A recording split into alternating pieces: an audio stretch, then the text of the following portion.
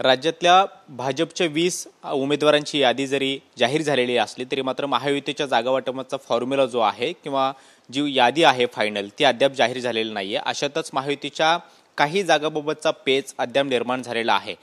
हिंगोलीमधून माजी खासदार शिवाजीराव माने पुन्हा एकदा लोकसभा निवडणूक लढवण्यासाठी इच्छुक आहेत। सध्या ते भाजपामध्ये आहेत, मात्र सध्या ते नेत्यांच्या भेटीगाठी घेत आहेत। आपण त्यांच्याशी थेट बोलणार आहोत।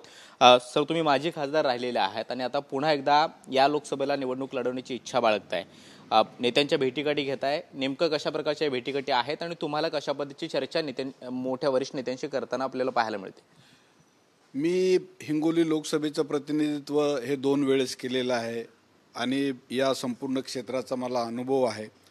एक पक्ष म्हणून आता आम्हाला प्रत्येक कार्यकर्ता हा ज्या पक्षामध्ये येतो त्याला प्रत्येकाला वाटतं की मी निवडून येतो, माझ्यामध्ये ती क्षमता आहे आणि म्हणून आम्ही सगळे भारतीय जनता पार्टीचे जेवढे काही इच्छुक उमेदवार आहेत त्या मतदारसंघामधले 5-6 जण सर्वजण आम्ही DCM साहेबाकडे गेलो, फडणवीस साहेबाकडे, त्यांना सांगितलं की आमची पक्षाची बांधणी आणि हे तर सत्य आहे की शिवसेना शिंदे गटापेक्षा आमची बांधणी ही खूपच मजबूत आहे त्यांच्या मानानं आणि आम्ही लोकांना आमचे कार्यकर्ते जे आहेत भाजपाचे हे संपूर्ण योजना देण्यापासनं आणि लोकांपर्यंत जाण्यापर्यंतचं सगळं काम हे भारतीय जनता पार्टीने केलेलं आहे। म्हणून आम्हाला विश्वास आहे की ही जागा आम्ही काढू शकतो। त्यासाठी हे सांगण्यासाठी म्हणून आम्ही त्यांच्याकडे गेलो होतो। तुम्ही कोणाकोणाला आतापर्यंत भेटलेला आहात भाजपच्या पक्षश्रेष्ठींपैकी? आणि दुसरा एक महत्त्वाचा मुद्दा हा शिवसेनेची हिंगोलीची जागा ही शिवसेनेची राहिलेली आहे, विद्यमान खासदार हे शिवसेनेचे आहेत आणि राज्यातला महायुतीचा धर्म हा पाळायला हवा असं वरिष्ठ नेत्यांकडून वारंवार सांगितलं जातं। तर अशा वेळी हिंगोलीच्या जागेची तुम्ही मागणी करताय तर त्याबाबतचा निर्णय हा योग्य प्रकारे होईल का? शेवटी विजय हा महत्त्वाचा असतो।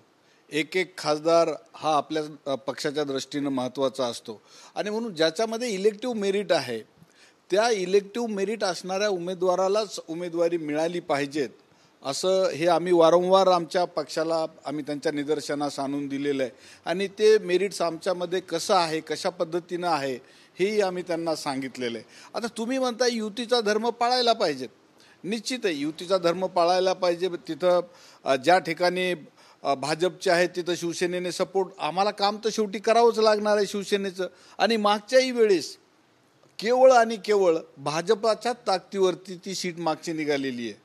हे तर विद्यमान खासदार जे आहेत आताचे हेमंत पाटील त्यांनाही मान्य आहे। तिथं खरं म्हणजे त्या मतदारसंघामध्ये आज मितीला 3 आमदार भाजपाचे आहेत, एकच आमदार कळमनुरी विधानसभा क्षेत्रामधला तुमचा तो बांगर हाही खरं म्हणजे तोही भाजपानंच निवडून आणला असा दावा मी तुमच्या चॅनलवरती करू शकतो।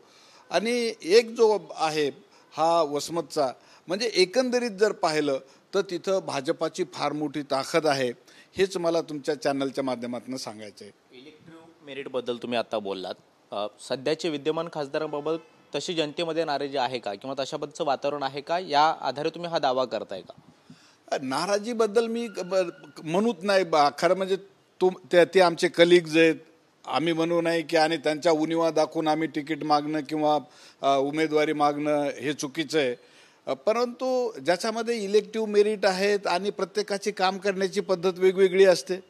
शिवसेनेची तर कल्चरच वेगळं आहे, भाजपचं कल्चर वेगळं आहे, इथला कार्यकर्त्याला तो वेगळ्या संस्कृतीमध्ये राहतो आणि त्या दृष्टीने तो काम करत असतो आणि दोघांच्या कामाच्या पद्धतीमध्ये खूप मोठं अंतर आहे आणि म्हणून मला वाटतं की ही जागा जरीही खरं म्हणजे माझ्यापासूनच सुरुवात झाली होती, मी ज्यावेळेस शिवसेनेमध्ये होतो तेव्हापासनं जिंकायला ही जागा आम्ही केली होती, तिथं संघटन होतं आणि निश्चितपणे तिथं शिवसेना उद्धव ठाकरे गटाचं प्राबल्य आहे आणि त्याची मतं जो तोडेल तोच उमेदवार हा या मतदारसंघामधनं निवडून येऊ शकतो, ही माझी धारणा आहे। सध्या जे विद्यमान खासदार आहेत, म्हणजे फक्त हिंगोलीच असं नाही तर ज्या मतदारसंघामध्ये विद्यमान खासदार ज्या महायुतीमधल्या पक्षांच्या आहेत त्यांची सीट दुसऱ्या पक्षाला मिळणं हे तसं फार मोठं आव्हानात्मक असणार आहे आणि त्यामुळे त्या नेत्यांमध्ये वरिष्ठ पातळीवरती चर्चा होणं आवश्यक आहे। मात्र भाजपमधून ही सीट तुम्ही मागताय किंवा भाजपमधून लढण्यास तुम्ही इच्छुक आहात, भाजपकडून तुम्ही फक्त एकमेव आहात का? कारण कालच आमदार तानाजी मुटकुळे यांच्या एका शिष्टमंडळानं सुद्धा देवेंद्र फडणवीस होतोच, आम्ही सोबतच सगळेजण गेलो होतो, आम्ही काही वेगवेगळे भेटलो नाहीत, आम्ही तिथं विनंती केली की बाबा कुणालाही द्या, भाजपला ही जागा घ्या, कारण भाजपच्या उमेदवारामध्ये इलेक्टिव्ह मेरिट आहे, आमचं संघटन मजबूत आहे, आम्ही एक दिलानं काम करू आणि ही सीट आम्ही पक्षाला देऊ, असं आम्ही तिथं बोललेलो. आम्ही काय वैयक्तिक कुणाची मागण्यासाठी म्हणून तिथं कुणी गेलेलं नव्हतं. एक पक्ष म्हणून आम्ही हे देवेंद्र फडणवीसजीच्या कानावरती घातलंय आणि ही सीट जर तुम्हाला बदलवायची असेल, उमेदवार बदलवायचा असेल तर आम्हाला द्यावी, अशा प्रकारची विनंती आम्ही तिथं केलेली आहे. राज्यात 45 पारचा नारा दिला जातोय महायुतीचा. अशामध्ये एक एक खासदार महत्त्वाचा आहे तुम्ही म्हणताय, मात्र राज्यातले असे जवळपास 2 ते 3 आता लोकसभा मतदारसंघ झालेले आहेत जिथे महायुतीमध्येच वाद सुरू आहेत. पहिली गोष्ट तर सगळ्यात महत्त्वाचा मतदारसंघ मानला जातोय बारामती, जिथे अजितदादांच्या पत्नी सुनेत्रा पवार स्वतः निवडणुकीच्या रिंगणामध्ये आहेत, मात्र विजय बापू शिवतारेंनी बंड पुकारलेला आहे, त्यांनी चॅलेंज केलेलं आहे. दुसरं अमरावतीमध्ये नवनीत राणांच्या उमेदवारीला आनंदराव अडसूळ स्वतः विरोध करतायत आणि त्यांनी तिकीट मागितलेलं आहे. आता हिंगोलीमध्ये हे चित्र कुठेतरी आपल्याला पाहायला मिळतंय का, आणि महायुतीमध्ये ही चर्चा होऊन कशा पद्धतीनं येत्या काळामध्ये निर्णय घेतला जाईल किंवा हा यावरती उपाय काढला जाईल? हे वाद आमचे तुम्ही म्हणताय अमरावतीमध्ये आहे, इतर ठिकाणी आहे, यवतमाळमध्ये आहे, हिंगोलीमध्ये आहे, ही आमची लढाई तिकीट मागण्यापुरतीची आहे. पक्षानं पण हे जरूर लक्षात घेतलं पाहिजे, कार्यकर्त्यांच्या भावनासुद्धा त्यांनी लक्षात घेतल्या पाहिजेत की इथनं खरंच कोण निवडून येऊ शकतो, ज्याच्यामध्ये इलेक्टिव्ह मेरिट आहे, अशाच उमेदवाराची जर निवड केली तर आणि तरच तुम्ही 45 पार व्हाल, अन्यथा मला नाही वाटत की तुम्ही 45 पार व्हाल. स्थानिक पातळीवरचं हे जनतेचं मत आहे तुम्ही म्हणताय, तर तुम्ही येत्या काळामध्ये तुमच्या या निर्णयावरती ठाम राहणार का? जरी महायुतीमध्ये ही चर्चा कदाचित होऊ शकली नाही किंवा येत्या काळामध्ये तसं काही चित्र पाहायला मिळालं नाही, तर तुमची भूमिका नेमकी काय असेल? आम्ही पक्षासोबत आहोत, आम्ही पक्षाच्या सोबतच राहणार, कालही होतो, आजही आहेत, उद्याही राहणार. जी पक्षाची भूमिका आहे त्या भूमिकेच्या शिवाय तर आपण कुठं जाणार नाही आणि भाजपाचं कुणीही जाणार नाही.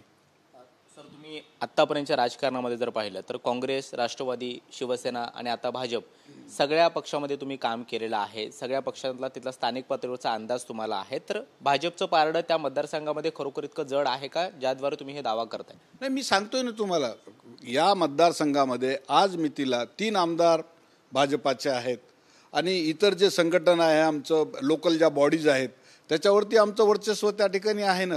मग ते वसमतला आहे, इतर जे सहकार क्षेत्र आहे त्याच्यामध्ये भाजपाचं वर्चस्व त्या ठिकाणी आहे, जिल्हा बँकेवरती आमचं वर्चस्व आहे. हे एकंदरीत जर पाहिलं तर भाजपाची स्थिती तिथं शिवसेना शिंदे गटाच्या मानानं आम्ही खूपच तुल्यबळ तिथं पुढं आहोत त्यांच्या. आणखी एक महत्त्वाचा प्रश्न, पूर्वाश्रमीचे तुमचे काँग्रेसमधले सहकारी ज्येष्ठ नेते अशोकराव चव्हाण हे सध्या भाजपामध्ये आहेत, तुम्ही त्यांची सुद्धा भेट घेतलेली आहे, पुन्हा त्यांच्याशी चर्चा करणार असल्याचं सांगितलेलं आहे. त्यांचं या सगळ्याबाबत मत काय आहे? कारण त्या पट्ट्यातलं पूर्ण जनसंपर्क जर त्यांचा पाहिला तर भाजपमध्ये त्याची खरोखर मदत होईल असंही बोललं जात आहे. त्यांची भूमिका नेमकी तुमच्याबाबतची काय आहे? नाही, अशोकराव साहेबांच्या बाबतीमध्ये बोलायचं जर झालं तर त्यांची एकटा तुमच्या नांदेड किंवा हिंगोली तर नाहीत, तर संपूर्ण मराठवाड्यावरती मतदारसंघ जे आहेत इथले मराठवाड्यामधले रिजनमधले, तिथं त्यांचं कार्यकर्त्यांचं संघटन आहे, तिथं त्यांचं वर्चस्व आहे. आणि हिंगोलीच्या बाबतीत तर ते हिंगोलीची सीट कुठं इकडं तिकडं करायची, त्यांचं 1,00,000-1.5 लाख मतं ते हलवू शकतात, एवढं मोठं प्रचंड. कारण त्यांचे 2-3 शुगर फॅक्टरीज जे आहेत ते त्याच मतदारसंघामधले आहेत, त्यांच्या शिक्षण संस्थाही त्याच मतदारसंघामध्ये आहेत, हिंगोलीमध्ये आहेत, आणि त्यांचं एक फार मोठं वर्चस्व. आणि म्हणून त्यांची भूमिका ही उमेदवारीच्या दृष्टीनं अत्यंत महत्त्वाची आहे. आणि मला वाटतं अशोकराव साहेब हे यामध्ये निश्चितपणे त्यांना विचारतील, पक्षांनी त्यांना विचारायला पाहिजे, त्यांचं मत हे लक्षात घेऊन त्याला खूप मोठं महत्त्व दिलं पाहिजे. माझा एक महत्त्वाचा आणि शेवटचा प्रश्न आहे, खरं तर तो चर्चेवरचा आधारित आहे. एका चर्चा अशी आहे की शिवाजीराव माने हे शिवसेना शिंदे गटातून कुठेतरी हिंगोलीमधून तिकीट मागतील आणि त्यानंतर निवडणूक लढवतील, तर ही चर्चा खरी आहे का किंवा याचं तुम्ही खंडन करताय का? नाही, याचं तर मी खंडन करतोय. मी भाजपामध्येच आहे, भाजपामध्येच राहणार, याच्यामध्ये कुठल्याही प्रकारचं दुमत नाही. आणि हवा दोन्ही, आता जिथं जर त्यांच्याकडे उमेदवारच नसेल, एखाद्या वेळेस मुलगा आईकडे राहिला काय आणि मावशीकडे राहिला काय, काही फरक पडत नसतो. इथं तुम्हाला डोकी मोजावी लागतात आणि तरच मग तुमचा 370चा आकडा हा पार होऊ शकतो भाजपाचा. तुमच्या भूमिकेला न्याय मिळेल? निश्चितपणे माझ्या भूमिकेला न्याय मिळेल, कारण प्रत्येक पक्षाला वाटतं की आपल्याला ती सीट निवडून आणायचीच आहे, ती निवडून आणावीच लागणार. हीच भूमिका शिवसेना झाली तरी तेच करणार आहेत आणि भाजपा झाली तरी त्यांना वाटतं की आपली ही प्रत्येक सीट त्यांना मोलाची आहे आणि त्यासाठी ते प्रयत्न करतील. धन्यवाद सर आमच्याशी बोलल्याबद्दल. तर हे होते शिवाजीराव माने. हिंगोलीमधून ते भाजपमधून निवडणूक लढवण्यास इच्छुक आहेत. मात्र हा मतदारसंघ हा शिवसेनेचा सध्या विद्यमान खासदारांचा राहिलेला आहे, त्यामुळे महायुतीमध्ये ही चर्चा आता काही मतदारसंघामध्ये पाहायला मिळते. मात्र शिवाजीराव माने हे आपल्या भूमिकेवरती ठाम आहेत आणि पक्षाकडून त्यांना न्याय मिळेल अशा पद्धतीची आशा सुद्धा ते व्यक्त करतायत. त्यामुळे स्थानिक पातळीवरचा जनसंपर्क किंवा जनाधार जो आहे त्यांचं म्हणणं लक्षात घेऊन जर योग्य तो निर्णय महायुतीने घेतला तर ही सीट निवडून येऊ शकते किंवा अशा अनेक ज्या सीट आहेत त्या निवडून येऊ शकतात आणि त्यानंतरच 45 पारचं राज्यातलं स्वप्न आणि 400 पारचं देशातलं स्वप्न हे साकार होऊ शकतं आणि त्यामुळे त्यांच्या भूमिकेकडे योग्य त्या प्रकारे पाहावं अशा पद्धतीची भूमिका सुद्धा त्यांच्याकडून व्यक्त केली जाते. त्यामुळे हिंगोली लोकसभा मतदारसंघाचा हा जो पेच आहे तो महायुती कशा पद्धतीने सोडवते हे पाहणं महत्त्वाचं असणार आहे. प्रिजनडी योगेश सोबत कृष्णा सोनारवाडकर, TV9 मराठी, मुंबई.